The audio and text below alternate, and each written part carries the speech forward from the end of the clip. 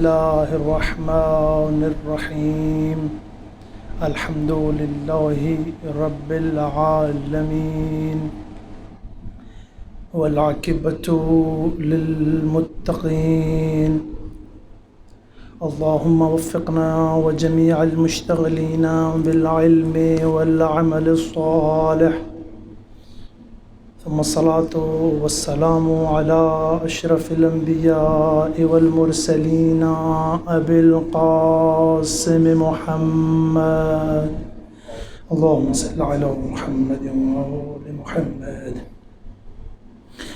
قال الله تعالى في كتابه المجيد فرقان الحميد وقوله الحق وهو أصدق القائلين بسم الله الرحمن الرحيم يا أهل الكتاب لا تغلوا في دينكم ولا تقولوا على الله إلا الحق. وقال أمير المؤمنين علي بن أبي طالب اللهم إني بريء من الغلاة كبراءة عيسى بن مريم اللهم اخذلهم ولا تنصر منهم أحدا. صلوات محمد وعلى اللهم صل على محمد وعلى محمد. خداوند قدوس اپنی لاریب کتاب کہ جو حکمت کے جوہروں سے سرشار ہے میں ارشاد فرما رہا ہے یا اہل الکتاب لا تغلو فی دینکم کہ اے اہل کتاب اپنے دین میں غلو نہ کرو. آیت مبارکہ سورۃ النساء 171 ہے جسے میں سرنامہ کلام بنا رہا ہوں. اس آیت میں جو مطالب خداوند قدوس نے ذکر کیے ہیں وہ انتہائی آسان اور سادہ الفاظ میں مطالب موجود ہیں. کچھ مطالب تفسیر طلب ہیں چونکہ انسان کی طبیعت ہے سوال کرنا پوچھنا، غموض جو اس کے ذہن میں ہے اس کو ختم کرنا اس کی طبیعت میں ہے چونکہ. تو اس آیت کے ضمن میں ایک سوال یہ ہے کہ اللہ کی ذات نے جو یہ خطاب فرمایا ہے یا اہل الکتاب، اس اہل کتاب سے کون مراد ہے؟ توجہ قبلہ میری طرف رکھیں گے. اس اہل کتاب سے کون مراد ہیں؟ تو جب ہم مفسرین کے دروازے پر جا کر ان سے یہ سوال کرتے ہیں کہ آپ نے اس اہل کتاب سے کون سے افراد مراد لیے ہیں تو ہمیں یہ جواب ملتا ہے کہ کچھ مفسرین یہ کہتے نظر آتے ہیں کہ ان اہل کتاب سے مراد یہود اور نصارہ دونوں ہیں، اور زیادہ تر مفسرین یہ کہتے نظر آتے ہیں کہ اس کتاب اہل کتاب سے مراد فقط نصارہ ہیں، فقط نصارہ مراد ہیں، عیسائی مراد ہیں. قرآن مجید کے ہر لفظ ہر آیت اپنے معنی اور تفسیر اگر خود بیان کرے تو مطلب سمجھنے میں ہمیں مزہ آتا ہے، ہم محظوظ ہوتے ہیں، ہمارے علمی صلاحیتوں میں بلا جھجک بلا شک ہمارے عقیدے میں اضافہ ہوتا ہے جب ہم قرآن کو قرآن سے سمجھیں. میرا موضوع گفتگو غلو پر ہے کہ غلو کی مذمت کیا ہے، تو میں کوشش کروں گا آج کے دن غلو کی مذمت قرآن سے ثابت کروں گا، اور اگلے درس میں انشاءاللہ میں کل آپ لوگوں کو یہ سمجھاؤں گا کہ غلو کی مذمت جو فرامین اہل بیت میں وارد ہوئی ہے اس کو ذکر کروں گا. اب ہمارا موضوع بحث قرآن مجید کی آیات مبارکہ ہیں۔ قرآن مجید میں اللہ کی ذات جو خطاب کر رہی ہے وہ خطاب اہل کتاب کو ہے، اور اہل کتاب میں سب سے زیادہ جو مفسرین ہیں وہ اس بات کے قائل ہیں کہ یہ اہل کتاب سے مراد نصارہ ہیں۔ اے مفسر، اس کی کیا دلیل ہے؟ تو نے اسے فقط نصارہ کے ساتھ کیوں محصور کر دیا ہے؟ کیونکہ اہل کتاب یہودی بھی ہیں اور نصارہ بھی ہیں، تو فقط نصارہ کے ساتھ کیوں اسے محصور کر دیا ہے؟ اس مطلب کو فقط نصارہ کے ساتھ کیوں خاص کر دیا ہے؟ تو اس کے جواب میں مفسرین یہ فرماتے نظر آتے ہیں کہ میرے عزیز، اسی آیت میں لفظ غلو آیا ہے، اللہ کی ذات نہیں کرتی نظر آ رہی ہے۔ لا تغلو فی دینکم، دین میں غلو نہ کرو۔ جب ہم تاریخ پڑھتے ہیں یہود و نصارہ کی، اس کے زمانے میں جا کر کچھ مطالعہ کرتے ہیں تو ہمیں دو طرح کے عقیدے نظر آتے ہیں۔ ایک عقیدہ غلو نظر آتا ہے اور ایک عقیدہ تکثیریت اور مقصریت کا نظر آتا ہے۔ جو غلو والا عقیدہ ہے وہ نصارہ نے رکھا تھا، اور تکثیر والا عقیدہ اور مقصرین والا عقیدہ یہودیت کا عقیدہ تھا۔ اسی پر فرمان ختم مرتبت بھی ہے کہ یہود نے حضرت عیسیٰ کو ان کی شان سے اتنا گرا دیا کہ ان کی ماں پر تہمت لگا دی۔ تو یہاں سے یہ سمجھ آتا ہے کہ یہود مقصرین کے ضمن میں تھے اور نصارہ غالیوں کے ضمن میں شمار ہوتے تھے۔ صلوات پر محمد وعلی محمد پر اللہم صلی علی محمد وعلی۔ اب یہ واضح ہو گیا قرآن مجید کی آیت سے کہ یہودی کون ہیں اور نصارہ کون ہیں، اور یہودی اور نصارہ اس آیت میں کون سے مراد ہیں۔ تو خداوند قدوس کا اگلا لفظ جو آیت مبارکہ میں ذکر ہوا ہے وہ ہے غلو۔ ہم غلو کے معنی کی ڈیفینیشن کریں گے۔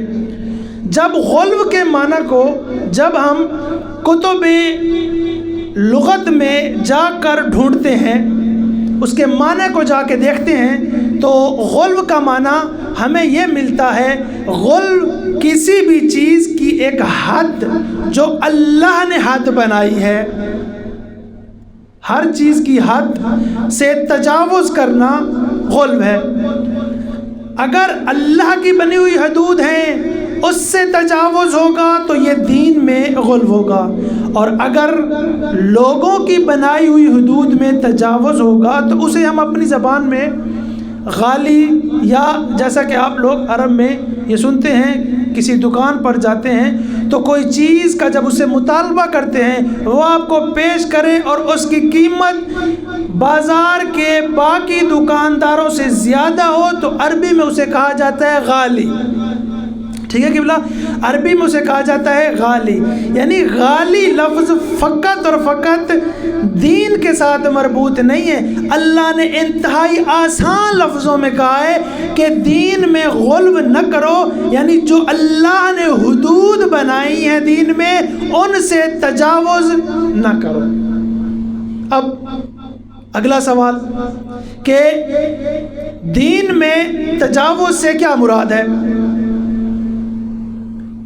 کوئی قرینہ ہونا چاہیے۔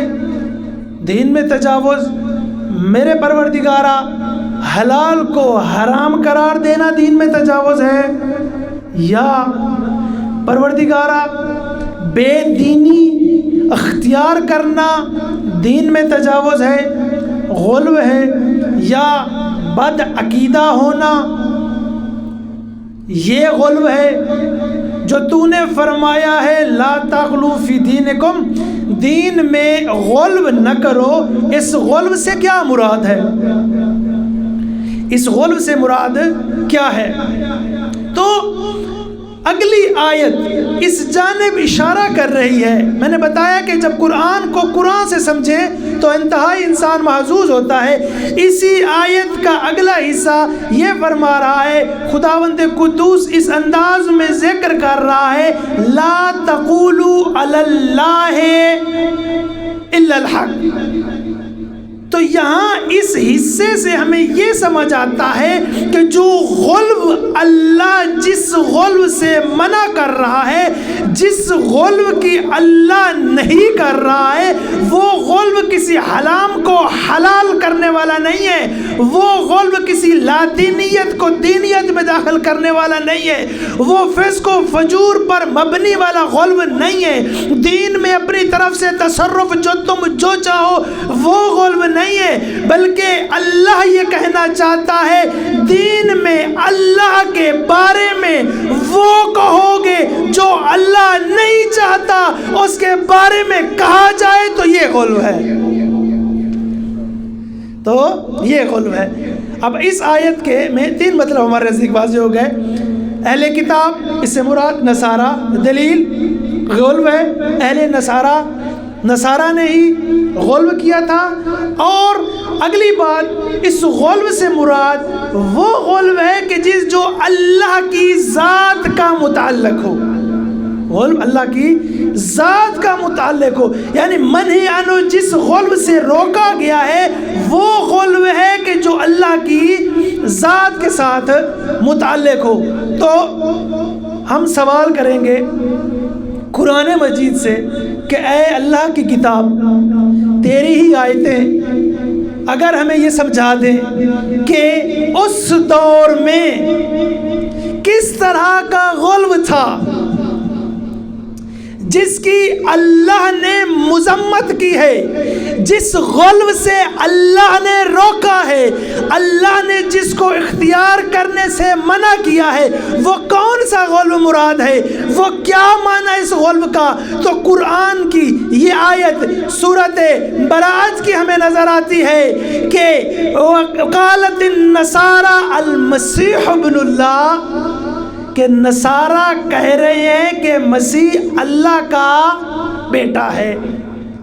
وقالت النصارى ان اللہ ثالث ثلاثہ. اور ایک اور مقام پر اللہ کی ذات قرآن مجید فرقان حمید میں یہ آیت بنا کر ہمیں سمجھانے کے لیے یہ ذکر کر رہی ہے جس غلو سے میں تمہیں منع کر رہا ہوں وہ عام غلو نہیں ہے بلکہ خاص قسم کا غلو ہے، جس غلو کو نصارہ نے اختیار کیا تھا.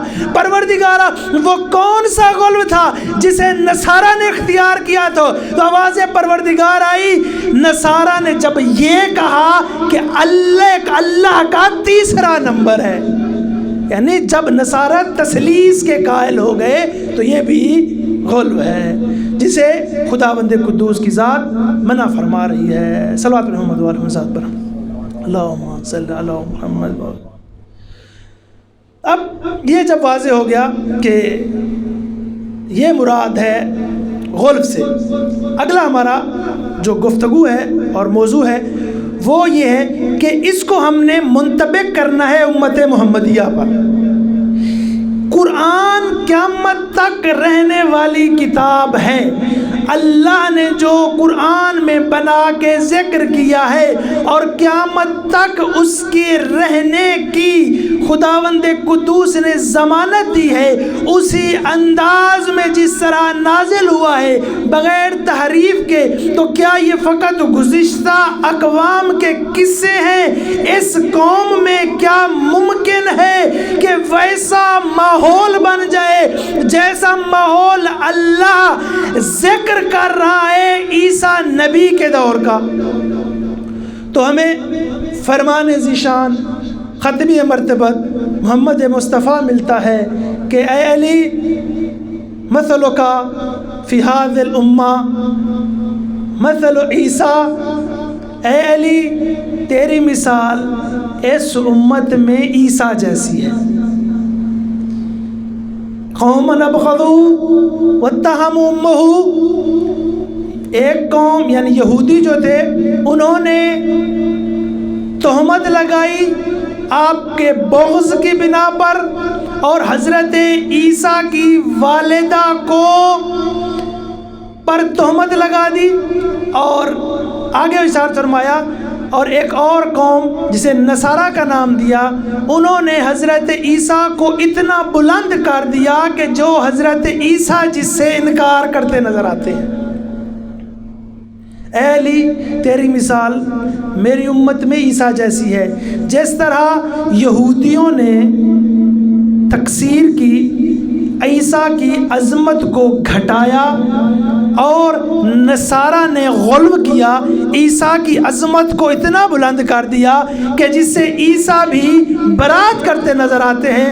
قرآن مجید فرقان حمید میں وہ آیت ہمیں ملتی ہے، خداوند قدوس قرآن مجید میں یہ فرما رہا ہے، اذ قال اللہ یا عیسیٰ، جب اللہ نے بروز قیامت عیسیٰ سے یہ پوچھے گا، یا عیسیٰ انت قلت للناس اتخذونی و امی الہین، اے عیسیٰ کیا تو نے یہ لوگوں کو کہا ہے کہ مجھے اور میری ماں کو من دون اللہ، اللہ کے ہمراہ، اللہ کے ساتھ ان کو بھی معبود بنا لو؟ تو عیسیٰ کہیں گے سبحان اللہ، پروردگارا میں یہ کیسے کہہ سکتا ہوں، میں نے تو وہی کہا ہے، ما قلت لہم الا ما امرتنی، اے اللہ میں نے اس قوم کو وہی حکم دیا ہے جو تو نے مجھے حکم دیا ہے۔ اب عیسیٰ جس طرح عیسیٰ نبی اپنی قوم سے اظہار برات کرتا نظر آ رہا ہے، اللہ کے نبی محمد مصطفیٰ نے جب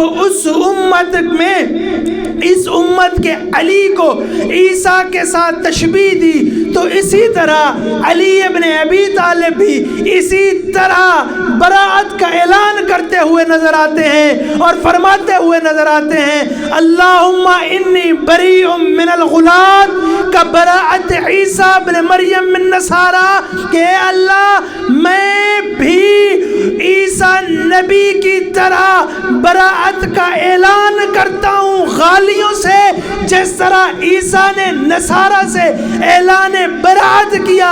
حضرت عیسیٰ نے فقط اعلان براءت کیا تھا، علی ابن ابی طالب نے فقط اعلان براءت پر اقتصار نہیں کیا بلکہ ایک اور بڑھ کے جملہ کہا۔ علی ابن ابی طالب فرماتے ہیں اللہم اخذلہم ولا تنصر منہم احدا، پروردگارا جو بھی غالی ہو، غلو کرے میری شان میں، اس کے حق میں پروردگارا میں یہ بدعا کر رہا ہوں، اسے پروردگارا نیست و نابود کر دے، ان میں سے کسی کی مدد نہ فرما۔ اب انسان خود یہ سوچے کہ میں کس گروہ میں ہوں، علی سے محبت کرنے والے گروہ میں ہوں یا اس گروہ میں ہوں جس سے علی اظہار برات کر رہا ہے۔ اسی وجہ سے فرمان علی شان ہے، یا علی، اے علی، ہلاک فیک رجلان، آپ کے بارے میں دو قسم کے مرد ہلاک ہو جائیں گے، مبغض قال، بغض میں آ کر علی کی شان کو کم کرنے والا، ومحب غال، اور محبت میں آ کر شان علی بڑھانے والا۔ اب عجیب ترجمہ ہے، ہر بندہ علی کی شان چاہتا ہے کہ میرا پیر، میرا مولا عظمتوں کا حامل ہے، اتنی عظمتیں ہیں کہ کائنات میں اللہ اور محمد مصطفیٰ کے علاوہ ساری کی ساری ان کو جو اللہ سے اور محمد مصطفیٰ سے نہ بڑھائیں، باقی جو بھی شان ہے وہ علی کو دیتے جائیں۔ قولو فینا ما شئتم کی روایت میں ہمیں ملتی ہے کہ نزہونا عن الربوبیہ، ہمیں رب نہ بناؤ اور ہمارے بارے میں جو دل چاہے کہو۔ تو کیا مطلب ہے کہ جو دل چاہے کہو علی کی محبت میں غلو سے کیا مراد ہے۔ تو اگر آپ کو وہ مطالب جو میں نے ذکر کیے ہیں حضرت عیسیٰ علیہ السلام کے زمانے کے، وہ اگر آپ کو سمجھ آ جائیں تو اس کو اس زمانے پہ اگر منطبق کریں تو ہمیں غلو کا معنی بہترین انداز میں سمجھ آ جاتا ہے۔ ہمارے معاشرے میں 4 قسم کی قبلہ تعبیرات معروف ہیں، ایک غالی، ایک مکسر، ایک نصیری اور ایک مفوضہ۔ مفوضہ کی جو تعبیر ہے وہ ہمارے معاشرے میں شاید پاک و ہند میں وہ تعبیر نہ ہو، لیکن عرب میں وہ تعبیر بہت زیادہ پائی جاتی ہے۔ تفویض کے جو قائل ہوتے ہیں اسے مفوضہ کہتے ہیں۔ غالی کون ہے؟ غالی، اس کو تھوڑا سا ہمیں سمجھنے کی ضرورت ہے کہ غالی سے کیا مراد ہے۔ کیا وہی مراد ہے جو ہمارے معاشرے میں کسی کے لیے لفظ غالی یا مکسر بولا جاتا ہے؟ اہل بیت علیہ السلام کی روایات جو غلو کی اور غالی کی مذمت میں وارد ہوئی ہیں، وہ اس بندے کے بارے میں وارد ہوئی ہیں کہ جس بندے کے حق میں جو جس کا دل چاہے، جس کا جی چاہے اسے غالی بنا دیں، اور جو جس کا جی چاہے اسے مکسر بنا دیں۔ کیا جس کا جی چاہے اسے مکسر بنا دیں اور اہل بیت علیہ السلام کے فرامین کو ان پر منطبق کر دیں؟ کیا اس طرح ہے یا ان کا کوئی اور مطلب ہے؟ سمجھنے کی بات یہ ہے، غالی اور مکسر ہمارے معاشرے میں پاک و ہند میں ایک سیاسی نعرہ قبلہ بن چکا ہے، ایک سیاسی نعرہ بن چکا ہے۔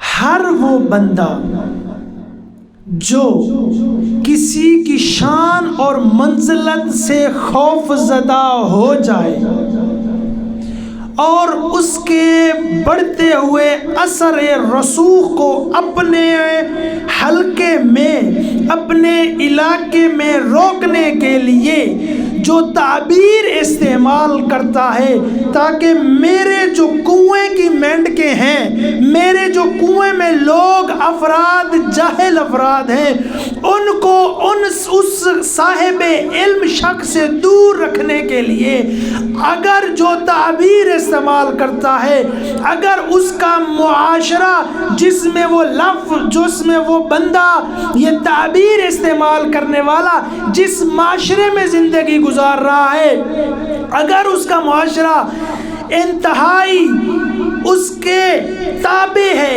اور اس کو خوف ہے کہ اس کو اگر علم آ جائے تو میری شان و منزلت کم ہو جائے گی، یہ بندہ اس عظیم المرتبت شخص کے حق میں کچھ گستاخیاں کرتا ہے،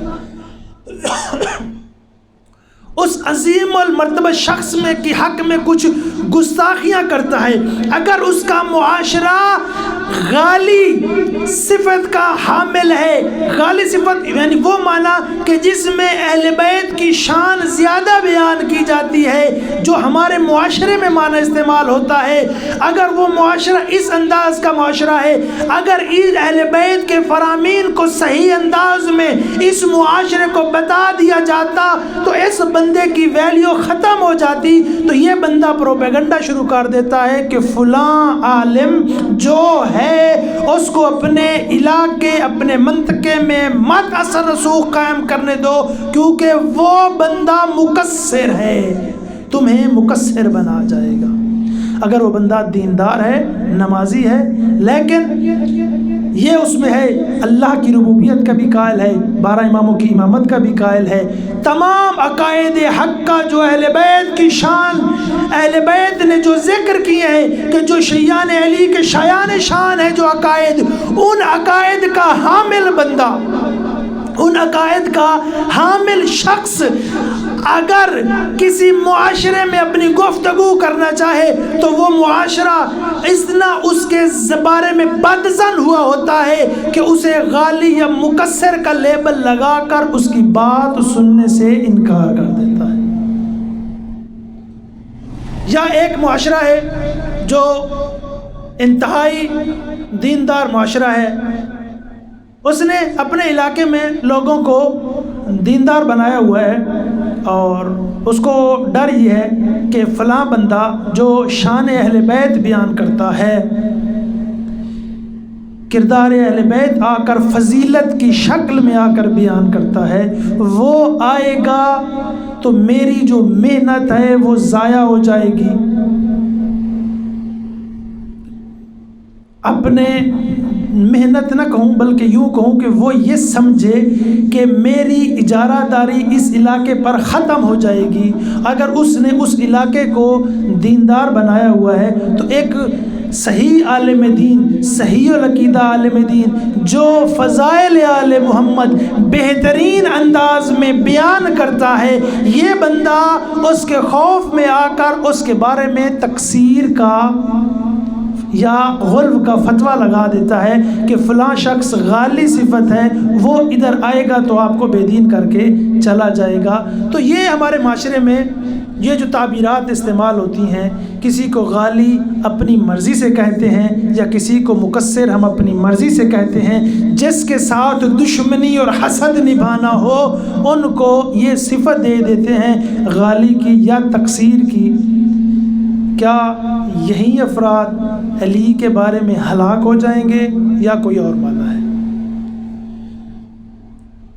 یہی افراد علی کے بارے میں ہلاک ہو جائیں گے، دونوں یا نہیں، بلکہ یہ سیاسی نعرہ ہے، بلکہ معنی کچھ اور ہے۔ اس کے علاوہ ایک تعبیر ہمارے پاس استعمال ہوتی ہے، غالی، نصیریت، تقصیر۔ نصیریت کسے کہتے ہیں؟ نصیریت جو شخص علی ابن ابی طالب یا کسی امام کو نعوذ باللہ اللہ کا مرتبہ دے دے، اس میں کوئی شک نہیں ہے، اسے ہم نصیری کہتے ہیں۔ اہل بیت علیہ السلام کے فرامین میں لفظ نصیری کم استعمال ہوا ہے، جو زیادہ احادیث ذکر ہوئی ہیں وہ غالی اس میں لفظ استعمال ہوا ہے، جس سے اہل بیت نے دور رہنے کا حکم دیا ہے، وہ غالی ہے۔ اور چوتھی تعبیر مفوضہ کی ہے، وہ بھی انشاءاللہ میں ذکر کروں گا۔ اب ان چار الفاظ کے سمجھنے کے بعد ہم منطبق کرتے ہیں اپنے عقائد کو کہ ہمارے عقائد کیا انہی اوصاف کے حامل ہیں یا وہ عقائد ہیں کہ جو اہل بیت نے ہمیں دیے ہیں، کون سے عقائد ہمارے مراد ہیں۔ اس کے بارے میں گفتگو کرنے سے پہلے اس کی میں قسمیں بناؤں گا تاکہ آپ لوگوں کو صحیح طریقے سمجھ آ جائے۔ یہ چار قسم کے افراد، چار قسم کے عقیدے اس دنیا میں پائے جاتے ہیں۔ دین اسلام کے نام پر یہ چار عقیدے استعمال ہوتے ہیں، حالانکہ وہ دین اسلام پر نہیں ہوتے، لیکن وہ نام لبادہ اسلام کا انہوں نے اوڑھا ہوا ہوتا ہے۔ پہلا عقیدہ یہ عقیدہ رکھنا کہ علی الوہیت کے مقام پر فائز ہے، یا کوئی ایک امام الوہیت کے مقام پر فائز ہے۔ یہ عقیدہ، اس عقیدے کے حامل شخص کو نصیری کہا جاتا ہے۔ اس شخص کا اسلام سے کوئی تعلق نہیں ہے، یہ کافر کے زمرے میں آتا ہے اور نجاست کا حکم اس پر لگایا جاتا ہے۔ اس کی مذمت میں جو حدیث ذکر ہوئی ہیں وہ کل انشاءاللہ میں بیان کروں گا، چونکہ آج میں کوشش کروں گا کہ ان کو قرآن پر منطبق کروں اپنے عقیدے کو، اور کل فرامین ہم ذکر کریں گے۔ یہ الوہیت کے مقام پر لے جانا علی کو یا اولاد علی ائمہ میں سے کسی ایک کو، یہ نصیریت ہے اور غلو ہے۔ یہ وہی غلو ہے جس کے بارے میں علی اظہار براءت کرتا ہوا نظر آتا ہے، جس کے بارے میں کہتا ہوا نظر آتا ہے اللہم انی بریء من الغلاۃ، میں اللہ ان غالیوں سے بری ہوں۔ تو انسان جب اپنا عقیدہ بنانا چاہتا ہے تو یہ دیکھ کے بنائے کہ ایسا نہ ہو کہ میں علی کی محبت میں اتنا آگے نکل جاؤں کہ خود علی مجھ سے اظہار براءت کرے۔ جس کا سامنے نمبر تو بنا رہا ہے وہ خود جب تجھ سے اظہار براءت کر لے گا تو تو خسارے میں چلا جائے گا۔ خسر دنیا والآخرہ، دنیا میں خسارہ یہ ہوگا کہ تو نجس ہو جائے گا، والآخرہ آخرت میں خسارہ یہ ہوگا کہ تیرا جہنم مقدر بن جائے گا۔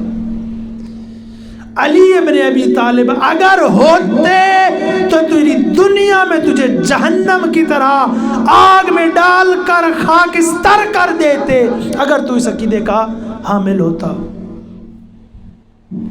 غیبت امام سے یہ فائدہ اٹھاتے ہوئے کچھ لوگ ڈٹھائی سے علی کو رب کا نعرہ لگاتے ہیں، علی پر اللہ ہونے کا الزام لگاتے ہیں۔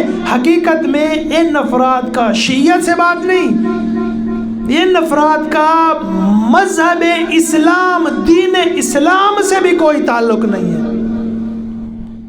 سوشل میڈیا پر قبلہ آپ لوگ متوجہ ہوتے ہوں گے، ہمارے اغیار ان کی کلپس اور ویڈیو کو ذکر کر کے شیعت کا چہرہ دکھا کر اپنے مذموم مقاصد پورے کر رہے ہیں، اور ہر علی کا ماننے والا کمنٹس میں یہ لکھ کے اس کو کہہ رہا ہوتا ہے یا پرسنل پہ اس کو میسج کر کے یہ بتاتا ہوا نظر آتا ہے، اے ایڈمن صاحب، اے پوسٹ لگانے والے، یہ فرد جسے تو شیعہ سمجھ رہا ہے یہ شیعہ نہیں ہے، اس نے شیعت کا لبادہ اوڑا ہوا ہے۔ نہ فقط ہم اظہار براءت اس بندے سے کرتے ہیں بلکہ ہمارے وقت کے امام بھی اس سے اظہار براءت کرتے ہیں، نہ فقط وقت کے امام اس سے اظہار براءت کرتے ہیں، اور جس کی شان میں یہ بیان کر رہا ہے وہ علی ابن ابی طالب بھی اس سے اظہار براءت کرتا ہوا نظر آتا ہے۔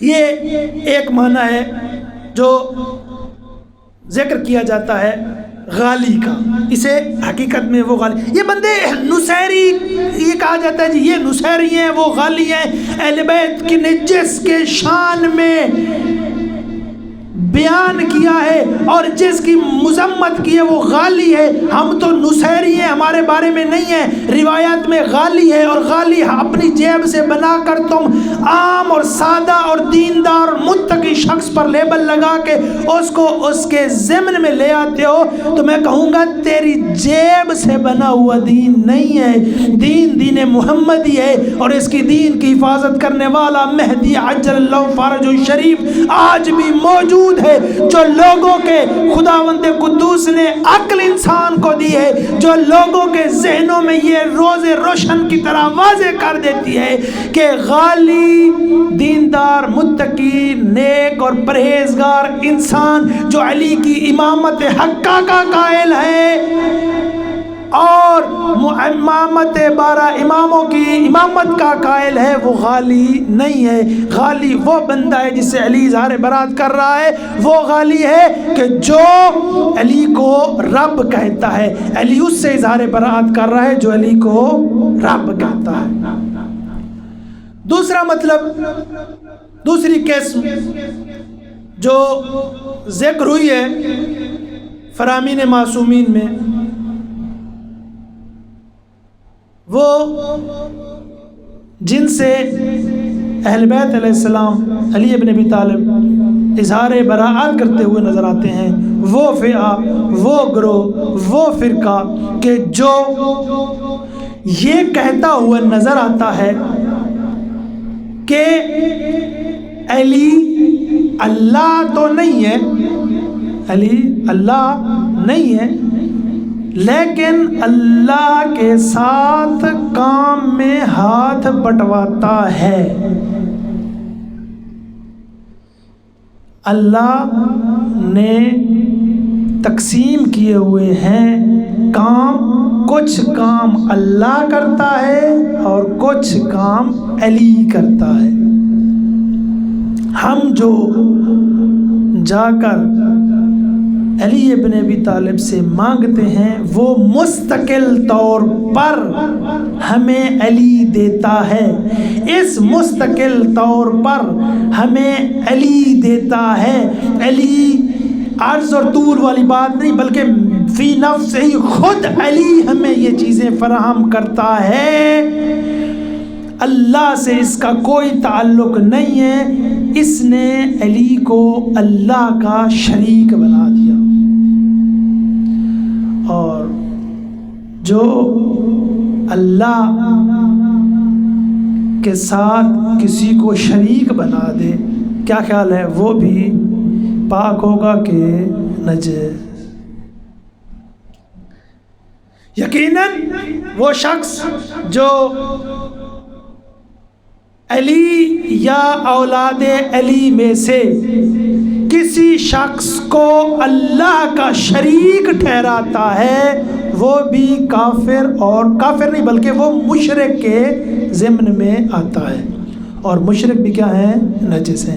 اور یہ عقیدہ بھی ہمارے مسلمہ عقائد دین حق مبین کے خلاف ہے، کیونکہ مسلمہ عقائد دین حق مبین یہ ہے کہ اللہ واحد لا شریک ہے، اللہ کا کوئی شریک اور ثانی نہیں ہے۔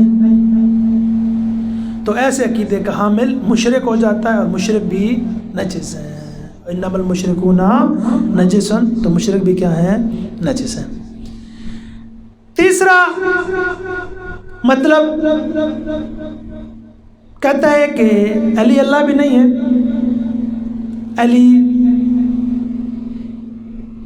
مشرک بھی نہیں ہے، شرک بھی نہیں کر رہا کہ علی ابن ابی طالب اللہ کا شریک ہے، نہ علی کے الوہیت کا قائل ہے، نہ علی کو اللہ کا شریک بنا رہا ہے، بلکہ اپنی طرف سے ایک عقیدہ بنایا ہوا ہے۔ اور اس عقیدے کے بارے میں ذکر کروں گا، کل کے امام کے فرامین بھی امام رضا کے موجود ہیں جو میں ذکر کر رہا ہوں۔ اپنی طرف سے ایک عقیدہ بنایا ہوا ہے کہ اللہ زمین پر علی کی شکل میں، اللہ زمین پر علی کی شکل میں حلول کر گیا ہے، اللہ علی میں حلول کر گیا ہے، اللہ اور علی ایک جسم بن گئے۔ اللہ کی کیا شان ہے؟ کچھ گستاخ لوگ یہ کہتے ہیں، نظر آتے ہیں کہ اللہ کی علی کے سامنے کیا شان ہے، یہ گستاخی ہے، اللہ کی گستاخی ہے، اللہ کی شان میں یہ بندہ گستاخی کر رہا ہے کہ اللہ کے بارے میں ایسے جملے کہہ رہا ہے کہ جو اللہ کی شان سے بلند و بالا ہے، یہ جملے کہتا ہوا نظر آتا ہے کہ اللہ کی کیا شان علی کے سامنے، وہ علی اللہ میں حلول کر جاتا ہے، علی نعوذ باللہ اللہ کا محتاج ہے دنیا میں، علی اللہ جب دنیا میں کوئی کام کراتا ہے تو علی کی شکل میں آ کے کراتا ہے۔ اس طرح کے عقیدے ذکر ہوتے ہیں کہ علی اللہ اگر بندوں کی شکل میں ہوتا تو علی ہوتا یا علی ہے، یہ عقیدہ، اسے عقیدے حلول کہتے ہیں۔ اس عقیدے کا حامل بھی کافر ہے، اس نے معرفت پروردگار حاصل نہیں کی، جس کو وہ اللہ سمجھ رہا ہے وہ اللہ حقیقی اللہ نہیں ہے۔ اس نے اپنے دماغ کے تصورات میں جس خاکے کو تشکیل دیا ہے اس خاکے کو اس نے اللہ سمجھا ہے، یہ اس بندے کو عقیدہ کافر اور مشرک بنا دے گا۔ بس ہوگی بات، تین طرح کے لوگ، حلول کا عقیدہ رکھنے والے، شرک کا عقیدہ رکھنے والے اور کفر کا عقیدہ رکھنے والے، یہ تینوں کے تینوں مذہب اسلام میں، تشیع میں نہیں کہہ رہا، دین اسلام میں، دین مبین میں یہ نجس ہیں۔ نجس العین جس طرح کافر ہے یہ نجس ہے، ان کی طہارت موقوف ہے کہ محمد مصطفیٰ صلی اللہ علیہ وسلم کی شہادت اور علی کی ولایت اور اللہ کی وحدانیت کی گواہی دیں۔ چوتھی قسم، یہ بھی ہمارے معاشرے میں بہت رائج ہے، وہ یہ ہے کہ نعوذ باللہ نقل کفر نہ باشد، اس ضمن میں یہ ذکر کر رہا ہوں چوتھی کہ اللہ نے ان انوار کو خلق کیا، ٹھیک ہے قبلہ، اللہ نے ان انوار کو خلق کیا اور خلقت کے بعد باقی جو بھی مخلوق ہے وہ انہوں نے خلق کی ہے۔ اب اس کائنات میں جو نظام کائنات چل رہا ہے، بادل بارش برسا رہے ہیں، اولادیں ہو رہی ہے، رزق تقسیم ہو رہا ہے، آسمان اپنے مقام پہ موجود ہے، زمین اپنے مقام پہ موجود ہے، فرشتے تسبیح کر رہے ہیں، یہ نظام کائنات جو چل رہا ہے اسے اللہ نہیں چلا رہا، نعوذ باللہ وہ کہتے ہیں کہ اسے علی یا اولاد علی اماموں میں سے کوئی ایک امام چلا رہا ہے۔ اس عقیدے کا حامل بھی اسلام سے کوسوں دور، اسے تعبیر عقائدی میں مفوضہ کا نام دیا جاتا ہے۔ مفوضہ اللہ کی نعوذ باللہ چھٹی ہو گئی، اللہ سکون کر رہا ہے اور نظام کائنات یہ ہستیاں چلا رہی ہیں۔ اس عقیدے کا حامل بھی انسان اسلام سے خارج ہو جاتا ہے، چونکہ اس سے تفویض لازم آتی ہے۔ خداوند قدوس سے دعا گوئیں کہ پروردگار عالم ہمیں صحیح العقیدہ مسلمان بننے کی توفیق عطا فرمائے اور ہمارا عقیدہ اس عقیدے پر ہمیں موت دے کہ جو عقیدہ ہمیں محمد و آل محمد کے فرامین سے صحیح الفاظ سے حاصل ہوا ہے، اور ہم اپنا وہی عقیدہ لے کر بروز قیامت اپنے نامہ اعمال میں پروردگار کے سامنے حاضر ہوں۔ والحمدللہ رب العالمین۔